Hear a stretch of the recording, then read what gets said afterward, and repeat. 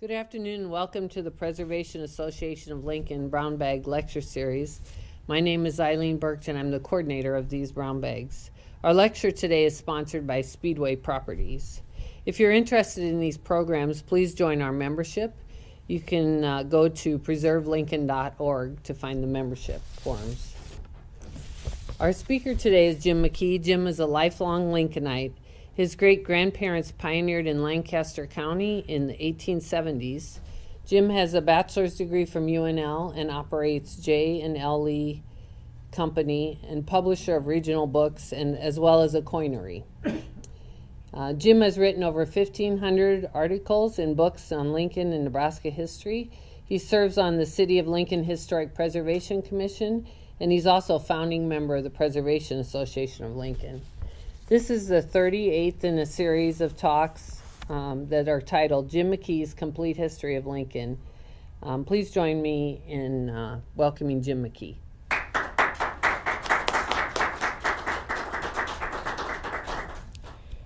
Well, we have varying things today, and the first things we will talk about is one of my favorites, the old Hump Yard, or the Coddington Bridge and Hump Yard. This photograph is a little bit later than the Coddington Bridge, so we'll have to use your imagination a little bit. When the Burlington and Missouri River Railroad reached the city of Lincoln in 1870, we look at the original map and it shows the railroad coming in at an angle and literally ending in what we think of as about P Street today. And the area around it was all covered with houses, little businesses, and nothing to do with the railroad whatsoever. Probably when they got here, they really didn't think of Lincoln as any more than just a sort of a by road or a pass road getting through Lincoln and heading towards the west.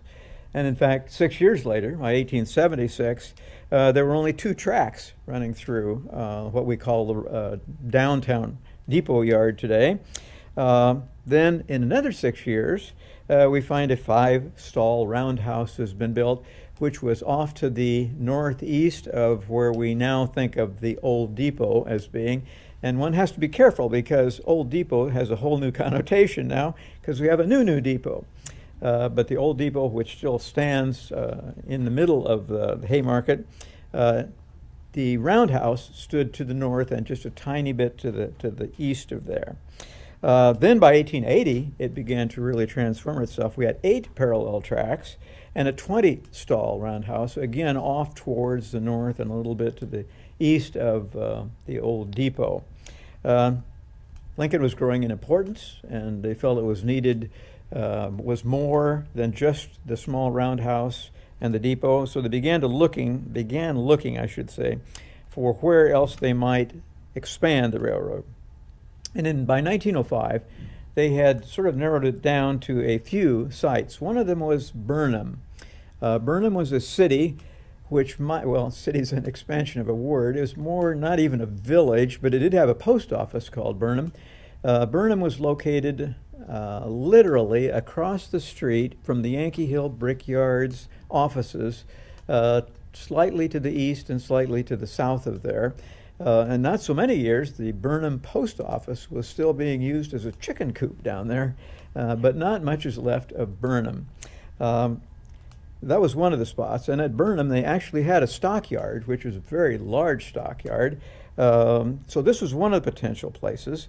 And as Yankee Hill Brickyard is expanding, it made some sense to put it there. Havelock, of course, had a very large area.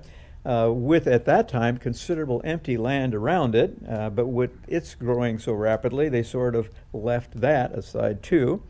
Then northwest of the depot was primarily where the roundhouse was, but then it began interfering with the University of Nebraska, which is also growing quite quickly. So they settled on some land to the southwest.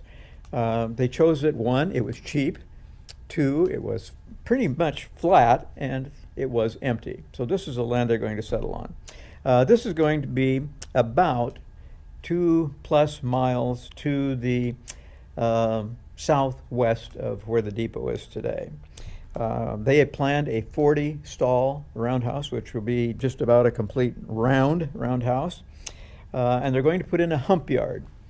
And a hump yard is one in which the cars coming in are sorted, and you can see them being sorted in this much later picture. It's a very efficient means of sorting cars because it employs gravity, and gravity costs us practically nothing to operate. However, it utilizes a larger number of employees than would be necessary if we're going to shift cars and use the same sort of layout, but use mechanical means to disperse the cars. But in this instance, we're going to have a hump yard, which will be several miles long in an east-west configuration.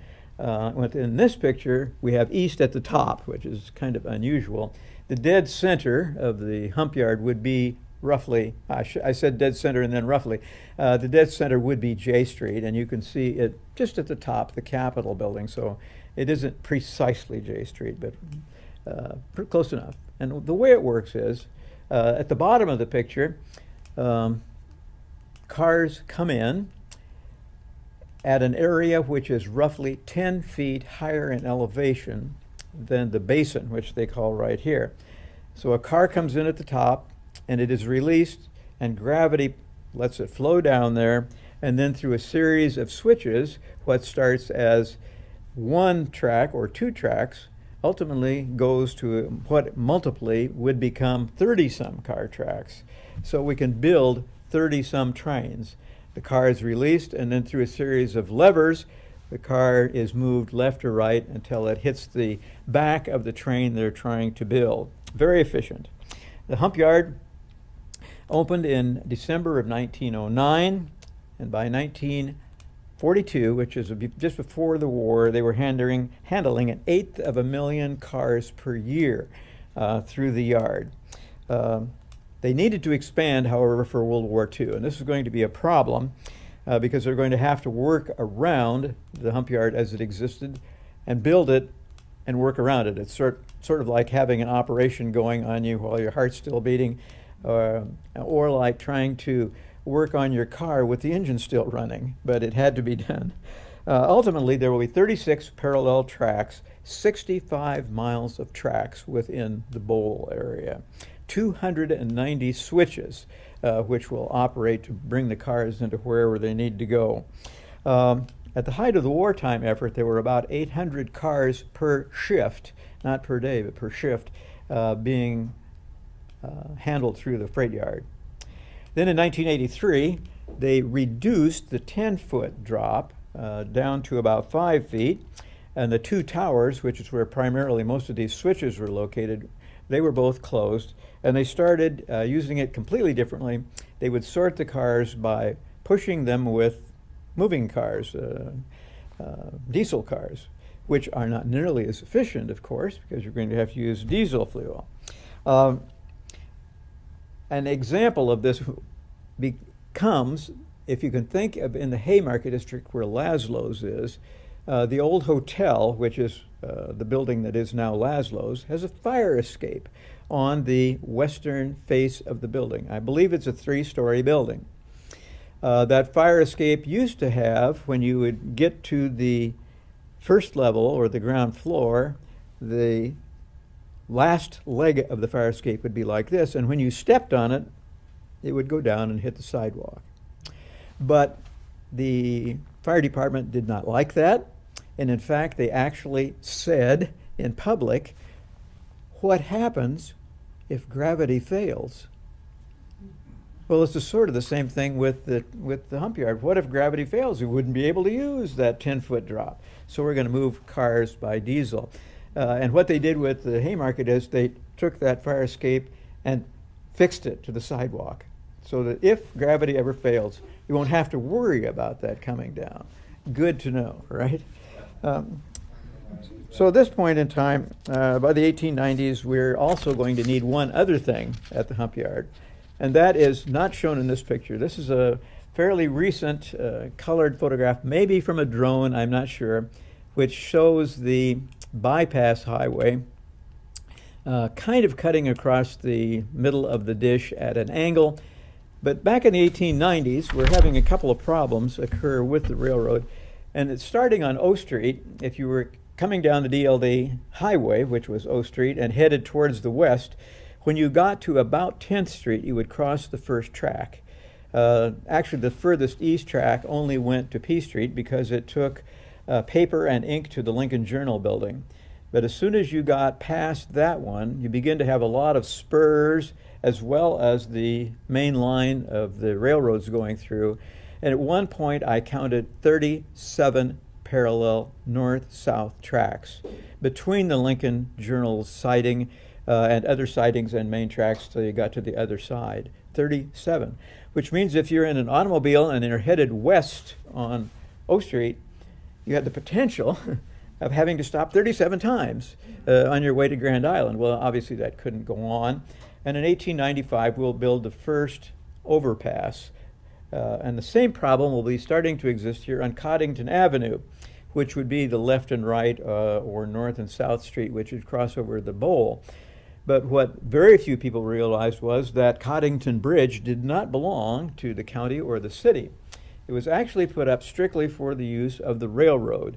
And so those of us who are old enough to remember it, remember this bridge which didn't quite exactly line up with Coddington. You had to go just a little bit like this to get on, and then on the other end a little bit off.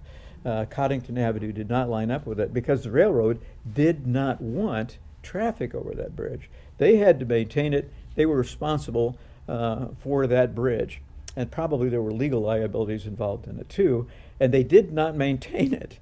And they purposely did not maintain it because they didn't want traffic on it. But nonetheless, when I was a kid, probably say in the late 40s and the 1950s, one of the favorite things we liked to do is if we'd come back from Pioneers Park, we'd convince my father to drive over that bridge. Rickety bridge, wooden planks over a steel framework. And then the idea was to stop dead in the middle of it, which would be J Street, and sit there and watch the cars coming floating down as if by magic from the west, and then kabang as they would hit the car in front of it. They would self-couple it that way. So you'd be sitting there, bang, bang, bang, bang, bang, bang, bang. And you could tell when you're right exactly in the middle of the bridge, which is where you wanted to stop, because there was a sign that said, absolutely no stopping at this point, because that was J Street. So it was a great fun. But as I said, it's not going to be deemed to last forever. So that explains a couple of things: why the bridge didn't line up and why it was made of wood instead of something else. Well, today, of course, they still use this yard. It's not called a hump yard anymore. We call it a classification yard. And a classification yard is like the largest classification yard in the world is in North Platte. And this is a classification card. In other words, it sorts cars into trains. And you can still go over a bridge which is roughly where the old Coddington Bridge was.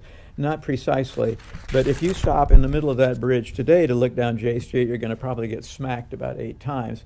Because it is a highway, it's a very, very scrupulously paved bridge as well. Went backwards. Okay. The University of Nebraska. Why is it in Lincoln? How was it located in Lincoln? The acting governor of Nebraska, right after our first governor, who only lasted a few days in office, acting Governor Cumming was very interested in establishing a university or university systems in the state, at that time the territory, as early as 1854. Incorporations became very popular. Land promoters were eager to have a University of Nebraska in their town, or at least in paper, because it enabled them to sell lots easier and for higher profit. At one point in time, there were so many universities being formed on paper, or incorporated at least, that one person said all they did was they had a blank sheet, and all you did was fill it in, and it automatically went through the legislature. Not quite true, but there were certainly a lot of them. For example, in 1855, Nebraska University, not University of Nebraska, but Nebraska University, was incorporated in Cass County, followed by the University of Nebraska at Saratoga. Saratoga was an up-and-coming community. I would peg it easily for you just north on the Missouri River from Omaha, but not as far as Florence. And it was there that there is a sulfur springs, which they were going to use for building a hotel and a spa around it. And for a while, it looked like Saratoga was destined to become a major shipping point or a stopping point on the Missouri River. Didn't work out, but they did build the University of Nebraska building there, used variously as a hotel, and later became Talbot Brownell School, which was ultimately moved out of there and into Omaha. October of 1858, two more University of Nebraskas, one at Fontanelle. Fontanelle being on the other side of Omaha, were incorporated at that point in the time. And the legislature, meantime, repealed the earlier ones. So it was a come and go situation. One tried to form the University of Nebraska. Maybe my favorite was the University of Nebraska at Wyoming. That one didn't see the light of day. Wyoming was at that time a city, was on the Missouri River. And if you would go straight out O Street and hit Union, Nebraska, and turn right and head for Nebraska City, after you turn to the right, on the east side of that road, you will still to this day find a sign which says Old Wyoming Campground. And that is the site of the village, if you will, of Wyoming. Wyoming's going to move, so we had an Old Wyoming and a New Wyoming, but Old Wyoming was actually a very successful town. It had hotels, it had a newspaper, and it was a major stopping point, primarily where the Mormons were also crossing there, as well up as at Winter Quarters, or North Omaha. Many were crossing there to get to the Oregon Trail. Ultimately, they would cross at Nebraska City, they would cross at Wyoming, they cross above Omaha, and so forth. This was one of the major spots. Unfortunately, and it probably would have worked out, but the Missouri River, as it was wont to do at that time, picked up and moved to the east. And in so doing, the town of Wyoming was abandoned. All that's left of it now, supposedly you can still find foundations. There was a fairly good-sized cemetery, which, as far as I know, was not even marked anymore. The Old Wyoming Campgrounds is on the site. Then they moved Wyoming over into the state a little bit further to the west to be on the railroad, but that also is abandoned now. At any rate, one wag at this point in time said so many people in so many legislative districts wanted the University of Nebraska in their town. He said, why don't we do this a little differently? We'll call it the University of Nebraska on wheels. And every year we'll move it, so everybody can have it for a year at least. Obviously, that was just a folly. 1862, the Morrill Act was passed, which provided that states or territories could receive 30,000 acres of federal land within their area per U.S. senator and representative. Doesn't follow as well in a territory, but that would have given, had it worked, would have given Nebraska 90,000 acres of federal land within the area. But one of the requirements at that time was that this land that they gave then to Nebraska territory or state, you could sell that land, but you could not use the money to build buildings. So it was not that handy. With statehood, Nebraska received another 46,000 acres of land, federal lands within the state. So we're going to have a means of financing the university. Then in 1867, as statehood became more imminent, our friend J. Sterling Morton in Nebraska City decided that he would support the Omaha site for the state capital, figuring a trade-off on it. Politics was alive and well in 1866, 1867 as it is today. He figured that if he threw his support behind Omaha for the capital, that Omaha would reciprocate and give Nebraska City the site of the University of Nebraska. Aha, well, that didn't work out so well. Mr. Morton had a couple of other ideas. One of them was at one point for everything in Nebraska to the south of the Platte River would separate from Nebraska and join Kansas. Unfortunately, or fortunately, Kansas wanted no part of it. They didn't want that, and it never went anyplace either. So we're ultimately, Omaha still thinks maybe they should have the state capital. And they figured that because the territorial capital had been located at the top of Capitol Avenue, when and if the capital did move out, which it obviously was going to, that then the state of Nebraska would give the original capital site to the city of Omaha, which would become the site for the University of Nebraska. That didn't work out either. But Omaha did get roughly a square block of land at the top of Capitol Avenue. And they hoped at that point in time to use the old territorial capitol building as a high school. But the building was in such poor repair, if you remember from earlier programs, it was literally falling down from the day it was built, that they had to tear it down and build the first Omaha high school in there. Later it will be replaced with Omaha Central, which is still there. So they thought there would be a cost savings and that Omaha would recover. Didn't happen. Meanwhile, our friend Augustus Harvey, who was the non-member of the Capitol Commission who came with them to seek a site for the capital AL and ultimately capital OL in Lincoln, he will draw the original plat of the city of Lincoln in 1867, accepted August 15th. Lancaster will become Lincoln. And one of the things he set aside in the original plat was a roughly 10-acre plot, 4 square blocks of land, which would be block 58, if you will turn to your plat book, which was the University of Nebraska, often referred to as University Place, which really confounds people a little bit later on because University Place goes from being that 4 square block to a street called University Place, which becomes U Street, and then pretty soon we have a city called University Place. So complicated, but nonetheless. He will also indicate 2 other 4 square block tracts of land on that same plat. One of them will be for Lincoln Park, which today we know of as Cooper Park. The other one will be the site of the state capitol building.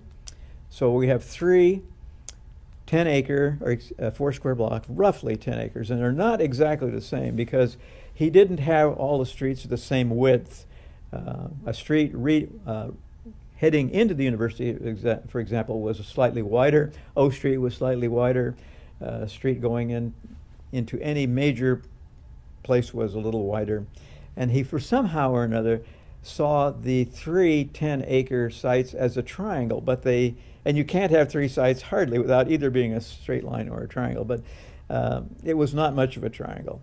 I believe the university site was about 9.5 acres, so that became the University of Nebraska in the original plat.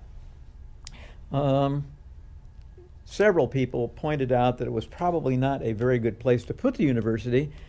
One of them was quoted as saying that it wasn't a good spot because it was flat as a board. They had avoided the beautiful area, the gentle slopes of Antelope Creek, and instead chosen a spot which was full of nothing but buffalo beans, wild grass, cattle wandering around, and mud. And one of the people that's credited with that was Willa Cather, but I can't be sure that it was actually her quote. The Omaha Herald pointed at that time that they were still hoping that the University of Nebraska would come to Omaha, but obviously that's not going to happen. The University of Nebraska then was chartered February 15th, 1869. Again, August Harvey is the guy that's going to be the author of that document. And within 2 years, we'll have the school opening here. As the building itself deteriorates, there's a possibility it will move from Lincoln, and Nebraska City steps up to the plate and says, the University of Nebraska, if you would move it to Nebraska City, where the university belongs anyway, we would build for the university at our expense a fine stone building, which would replace this one. Omaha, of course, jumped on the bandwagon and offered to build a university as well.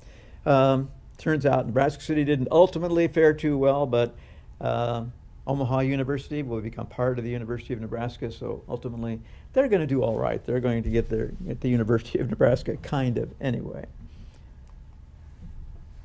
I keep pushing the wrong button. There's one thing you can't get wrong. The University of Nebraska and its astronomy division. Almost at once, the University of Nebraska, as soon as they got going, offered classes in astronomy, but they didn't have a separate department. By 1871, they were taught by whatever professor was available. By 1888, they had formalized it a little bit. They had an astronomy department within the physics department. And at that point in time, Professor Brace, whose name gets on the Brace building on the University of Nebraska, Brace Physics, I think it's called, has gone to Lincoln, and he has contracted with a jeweler in Lincoln on O Street, J.B. Trickey, whose address was 1035 O Street, which would put it pretty much within the site of the current terminal building. He contracted with Mr. Trickey to buy a telescope for the university. In the meantime, a man by the name of Gordon DeLoss Sweezy came to the university, but not University of Nebraska. He came to Doan University at that point in time in Crete in 1881. Then later, he will become part of the Nebraska Weather Service, which is a subdivision of the U.S. Weather Service, which will move to the city of Lincoln. In the meantime, he will have established at Doan the Boswell Astronomical Observatory, which is still there. The last time I knew, the telescope was still in it, but whether they use it or not, I am not sure. But it's still there. At any rate, when the university accepts the Weather Service here, Sweezy moves to Lincoln and becomes the director of the Weather Service. And its office will originally be in Maine University building. He lived in a house which was one of hundreds of houses, literally. But his house was located about where the military, naval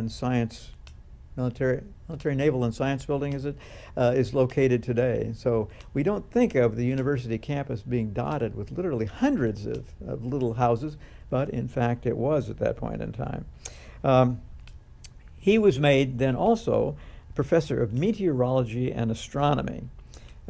2 years later, the regents will authorize $400, then $500 for the construction of an observatory. Temporary, it was said. And at that point in time, Mr. Sweezy then contacted a man in Palmer, Nebraska, Dr. Charles Minnick, and he contracted with him to grind a lens for a new telescope, which the doctor said he would do free of charge. Pretty good deal. In the meantime, the engineering department assigned students and faculty to build a building, which was completed in 1896 on 12th Street.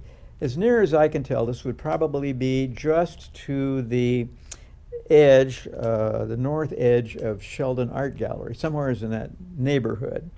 And this is where the 4-inch telescope was finally installed. By 1906, the new lens, which was coming, was done, and Sweezy convinced the university to move that building over to 10th Street, and this is the 10th Street property. The 12th Street property was so temporary, I don't even have a picture of it, but at least this is the one. Then it was built on 10th Street, just south of Brace Laboratory. Again, Mr. Brace's name comes up. Mr. Sweezy then draws himself plans for a $12,500 building, which will accommodate this new telescope, which is being ground by Dr. Palmer. Unfortunately, the university didn't put any funds aside for it, so Mr. Sweezy will wrap the lens after he receives it in silk and store it in what then had become the university's steam tunnels, which were beginning to radiate all over from the steam plant. Ultimately, they will reach as far as the Capitol building. And although I think the tunnel is still there, is it not, Matt? It's not used to transport steam or chilled water anymore, as far as I know. Does anything go through it at all? For a while, they also were furnishing direct current to the Capitol building, but as far as I know, nothing. We're not, we're with the well field going in, we're giving off to the university's chilled water, and we've got our own supply. Okay, Matt says that we have their own source of chilled water, heating water, and electricity, so nothing comes through the tunnel? I mean, there's pipes there, but they're not. There's pipes. Yeah. So you and I could still crawl along there if we wanted to. I see a road trip here for PAL, frankly. No. Our insurance agent just says no. Okay. Well, that first year, they had an observatory. They said they had 76 students signed up for astronomy classes. It seems a little bit unlikely that the number was that big, but we can't argue with it. It was written down, therefore it must be true. 1929, a new observatory was considered. They thought that they could raise $15,000 to build it, but that year, 1929, gives you an idea of what was happening. The Great Depression was happening, and it went nowhere. 1932, Mr. Swayze, at age 81, which seems like a kid to me now, decided to retire at age 81. Some said that he was forced into retirement to save the university money, but at age 81, I suspicion he was probably ready to retire. The Daily Nebraskan at that point said, and I quote, "He was sacrificed in an attempt to balance a heartless budget," end of quote. Could the university ever be said to do that again? I don't know. Well, at that point in time, of course, interest in astronomy declined, and the number of students declined. The department was ultimately absorbed by the math department, and a man by the name of Professor Collins took over. The old observatory, which we see here, was never intended to be a permanent structure, and it just continued to deteriorate. And then in 1935, they decided to build a new observatory on the east campus, so it was ultimately torn down. And a 12-inch reflector telescope was built roughly where the C.Y. Thompson Library is now, but roughly in that area. The old observatory here on 10th Street stood until 1951, when it finally more or less fell down and was raised.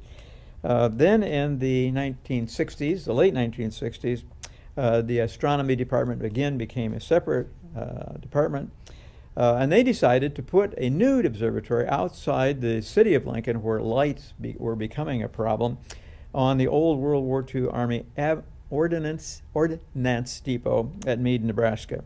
And they called on Walt Balin of Columbus to help finance it. And he caused to be built a 24-inch lens. And an old Army building on the campus was used for classroom. And the observatory, the Balin Observatory it was known, was completed in 1971, dedicated in 1973. And it had a 30-inch Böhler-Chivens telescope. The dedication at that time claimed, and I have a hard time with this one as well, that it was one of the 4 largest telescopes in the United States, which, if memory serves me, Palomar is a 200-inch telescope. But anyway, that's what it said. And they had the president of the American Astronomical Society there in '73, along with the heads of the astronomy departments at MIT, Cornell, and Caltech came for the dedication. Now, there's one interesting thing which you will notice if you are observant. When you're on the connection to the interstate headed out towards the airport, you will notice there, just across the street west from the Memorial Stadium, there is a parking garage, and there on top of it, incongruously, is a astronomical observatory.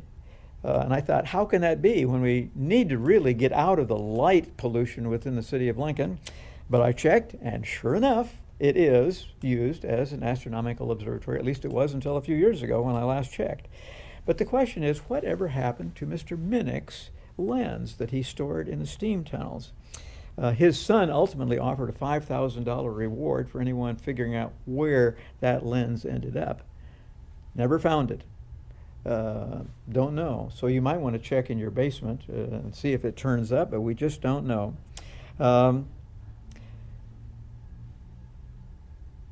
$15,000 lens, it just has to be someplace because the glass wouldn't have deteriorated, but it's gone.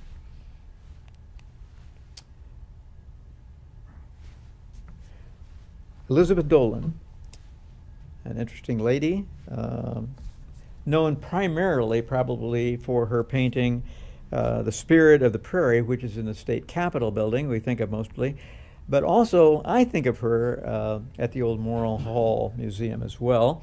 And many people are quick to point out that the Masonic Temple also has a good number of her paintings in them. Very difficult lady to trace her early childhood. Her parents immigrated from Ireland. She was born in Fort Dodge, Iowa. We don't even know for sure when she was born. 4 different biographies I've read of hers. One of them states as early as 1871. One bizarrely has her in 1887, which is far too late. But I can't be absolutely sure. What I should do is look up her obituary. Probably would find out a little bit more. They moved, the Dolans and their daughter moved to Tecumseh, Nebraska when she was a baby. She enrolled in the University of Nebraska in 1891-92. Then she disappeared for a couple years, and then she came back and entered again in 1894. Later on, her sister said of her that probably the 1871 birth date was a little more accurate than of the others. But at any rate, she did finally take art classes with Sarah Hayden, who we think of today with the Hayden Art Gallery as well. The mother taught at Park School. The father apparently passed away. She lived at 1320 D Street in 1895. That's about all we know about her then. Another unexplained gap. She enrolled in the Chicago Art Institute in 1912 as a scholarship student, graduated there in 1914. And one of her teachers there called her the most talented student he had ever had. She is very good, obviously. Then she spent 3 years at the Art Institute League in New York City. Then she attended the Julian Academy in Paris. From there, she went to the Conservatoire Américain Fontainebleau near Paris. And ultimately, in 1925, she begins designing windows for the Tiffany Glass Company. So a very, very wild, or varied, I should say, career. Then studied briefly at the Paris Salon in 1926. She received a series of commissions to do the backdrops for the exhibits in Morrill Hall, and many of those are still there to this day. So she returned to Lincoln at that time in 1937. 1926, excuse me, living at 1637 D Street. And those paintings, which you can still see, were all affixed directly to the wall. They weren't painted on canvas, which was affixed to the wall. They were painted on the wall. And it allowed her to use a technique in fresco painting because it was a textured wall of plaster. She was able to texture her paintings with the texture of the plaster underneath, giving them what she called a three-dimensional aspect. I've never noticed it, but apparently she thought it was there. At that time, it was noted that she was, and I quote, probably the only woman in the country practicing the lost art of fresco painting. Don't know what that means exactly, but it's a quote, so it's good for something. Then Bertrand Goodhue begins to hire works of various means for the Capitol building, and he is told that he will have to put them out for bid, and he says, you mean like plumbers? He fights that very hard. And Elizabeth Dolan became the second artist he will hire. Augustus Van Vincent Tack is the first one, but she becomes the second one. And her work, The Spirit of the Prairie, is the one which most often we think of. I think that's the next one up. I can't. No, that is not The Spirit of the Prairie. It is an Elizabeth Dolan. This happened to be on the wall of the house that Professor Knoll lived on 24th Street. Her painting in the State Library on the north wall above and sort of surrounding the door is the one that's called The Spirit of the Prairie. She literally gave it to the state of Nebraska. She charged the state $85 for paint, $25 for canvas, and 2 months' living expenses at $200. So literally her gift to the state. And the only way to see that one is to go into the state library, go through the door, and then turn around and look back up. And it is a spectacular painting. A mother, a baby in her arms, a boy, and a dog at their feet. Perfectly placed because it's completely out of the way of sunlight, so it does not get faded or at all. Beautiful. 1930, she sold Miller and Payne 10 works of art for their art collection, which they were building at that point in time. The one which I remember, and I don't have a picture of it, it was in the ladies' what would they call it? Ladies' lounge area, and if you walked by, you could look in and see it, which everyone did, you could see it above the wall, was kind of just in the first part of the lounge. There was then, when Miller and Payne closed, it was offered for sale. I have no idea what they offered it for, but Governor K. Orr said the state of Nebraska should buy that painting. And she convinced them to do it. It was first hung in the state office building. Then it moved to John Breslow's office, then to Supreme Court Ladies' Lounge, which, again, I'll look at Matt, is it still hanging there? It's actually in the Attorney General's reception room currently. Okay. In the governor's reception room? Attorney General. Attorney General, so that would have been Breslow's office again. 1932, she accepted a commission to paint a mural for the American Museum of Natural History in New York. And at that time, she maintained her artist gallery and maybe lived as well in her gallery. It's a little unclear. The city directory shows her residence there at 13th and P in the Lansing Theater, which became the Varsity Theater building a little bit later on. And at that point in time, I think Bob Ribley told me that he thought she probably did live in her office as well. She was painting at that time and selling her paintings through a local paint store. By that, I don't mean an artist paint store, but like Cook's Paints. And you could buy an Elizabeth Dolan original for the astounding amount of $5. And surely she sold a lot of them, but where did they end up? I have no idea. Through the years, she was also commissioned to do the University Student Union, some paintings for them, the YWCA in New York City, the YMCA in Lincoln, the Unitarian Lincoln, New York World's Fair, the University Club in Lincoln, and the Lincoln Public Library. Some of those paintings we know specifically have been destroyed. Some of them in Morrill Hall were literally destroyed. Others of them have been covered over. But in Morrill Hall, you still see a large number of them, and there are 10 paintings in the Masonic Hall, 9 up above in their sort of meeting room, and 1 in the lobby. She was known at the time as a strikingly red-haired, chain-smoking young lady. The Harris House. Interestingly enough, that was probably Mr. Harris's house, but Mr. Harris never lived in the house, sort of. You have to look below the surface a little bit. As the railroads built through Nebraska, particularly from the east, railroads like the Union Pacific and the Burlington, Missouri River Railroad received from the federal government, state government, county governments, city governments, and others literally huge amounts of land to encourage them to build through the state, come to your county, come to your city, and so forth. But all of this land which they had was worthless to them unless it was sold. They really needed the cash because the railroad would just be a pencil-thin line through this land.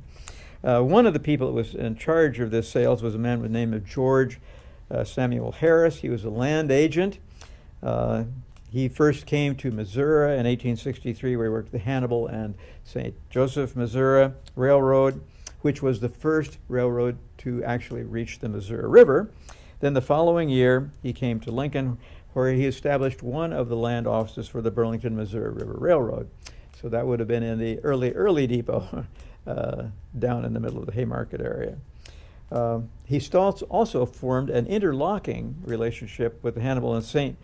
Joseph Railroad, which had 300,000 acres of land in the general area of Nebraska. The Harris family themselves moved first to Iowa in 1870, and then in 1872 they moved to Lincoln, and their house was listed as the north side of K Street between 16th and 17th Street, and they built a house in 1872, 1610 K Street. We'd like to think this is the house, but in a way it is, and in a way it isn't. Because unfortunately, Mr. Harris narrowly missed being killed in a shipwreck off Rhode Island, but he did die literally from being weakened from that in 1874, just 2 years later.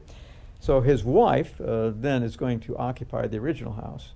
During his lifetime, George Harris was credited with selling 100,000 acres of land to immigrants, primarily in St. Joseph Railroad, then 600,000 acres of land in Missouri for the Hannibal and St. Joseph, then 360,000 in Nebraska and Iowa.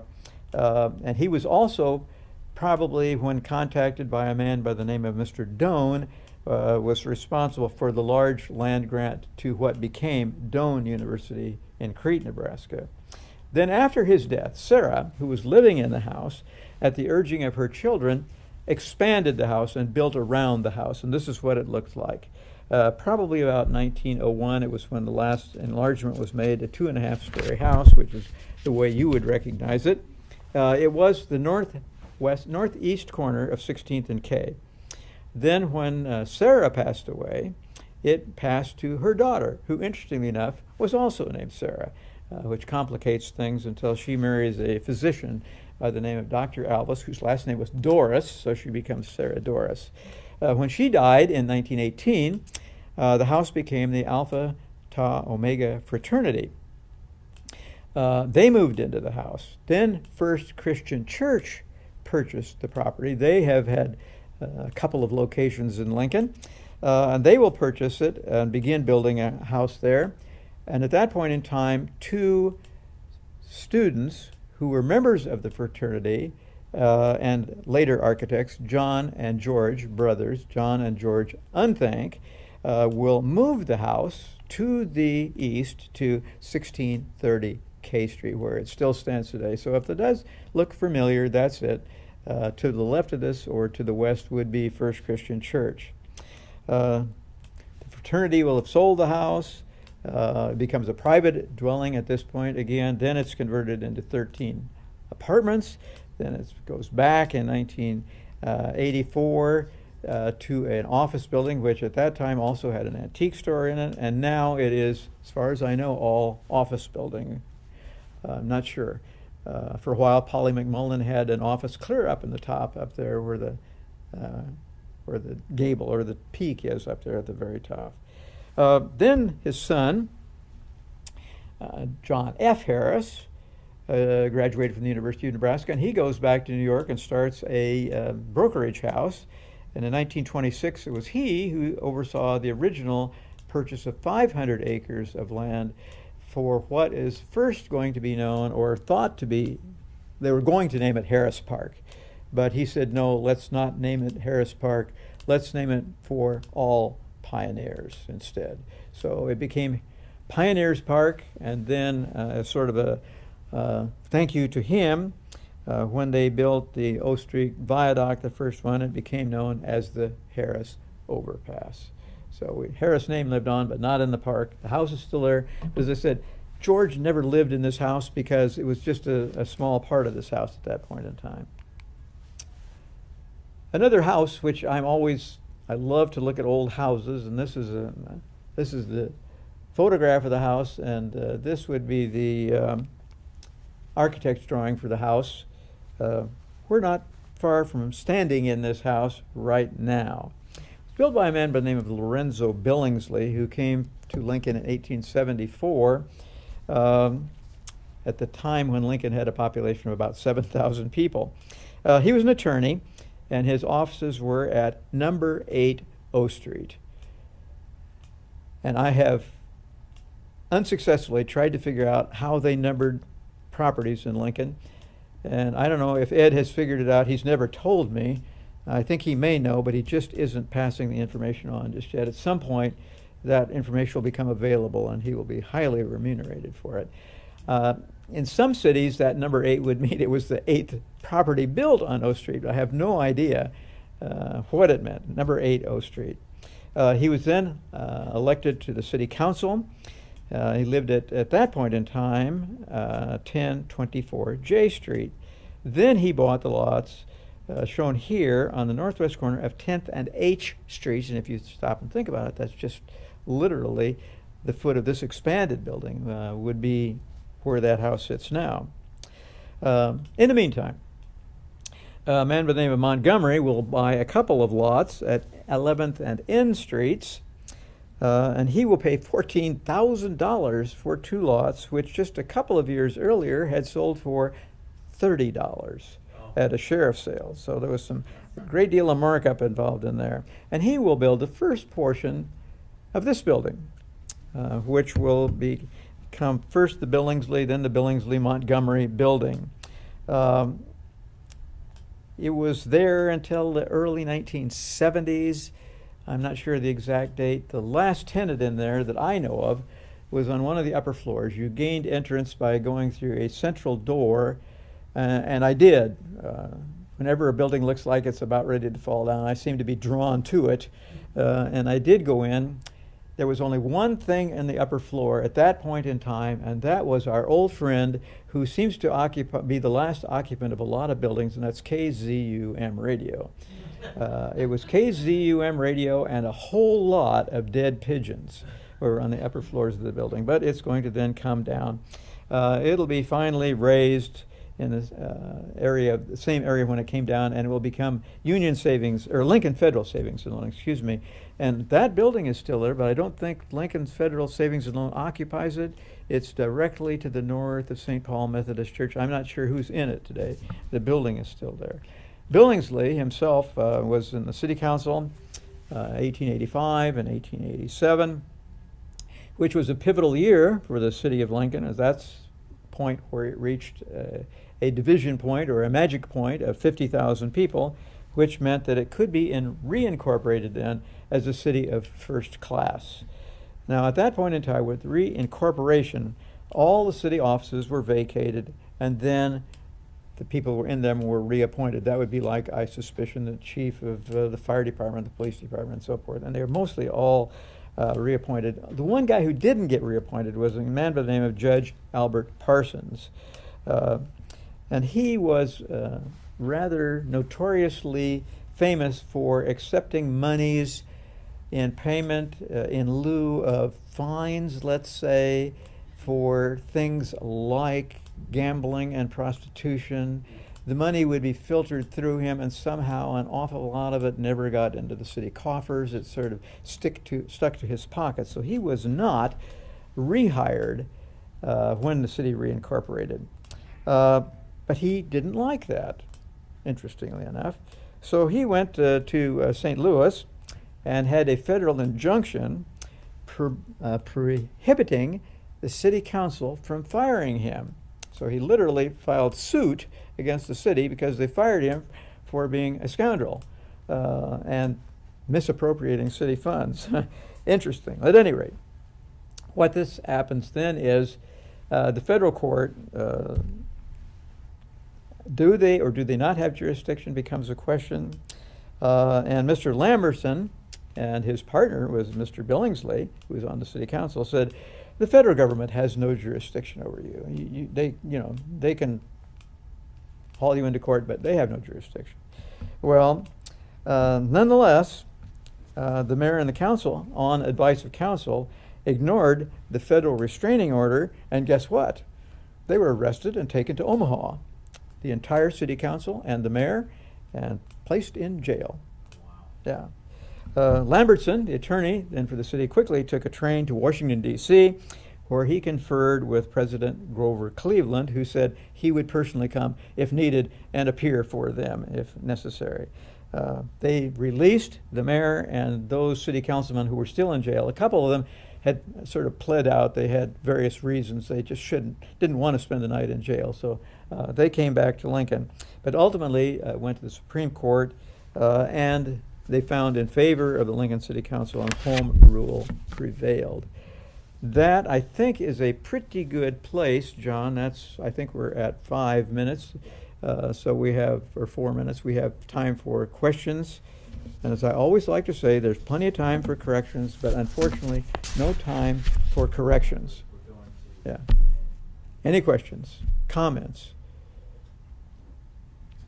If not, we could pick this. Go ahead. Yeah, going back to the beginning, when you talked about the roundhouse just northeast of the old depot, where would that be now?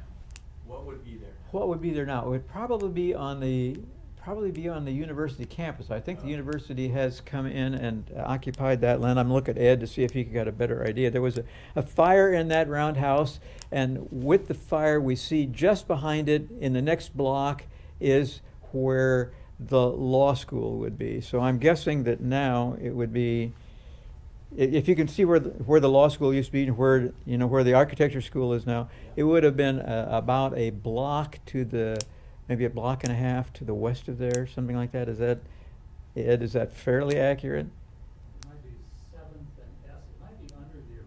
More 7th Street, though, a little bit further west than that then. That general area. And that was one of the areas that they had a time cleaning up at one point in time, because there was a lot of spillage, not just oil, but also explosives, because the railroad they had a powder magazine in that area as well, maybe even more than one. But not much would have been there.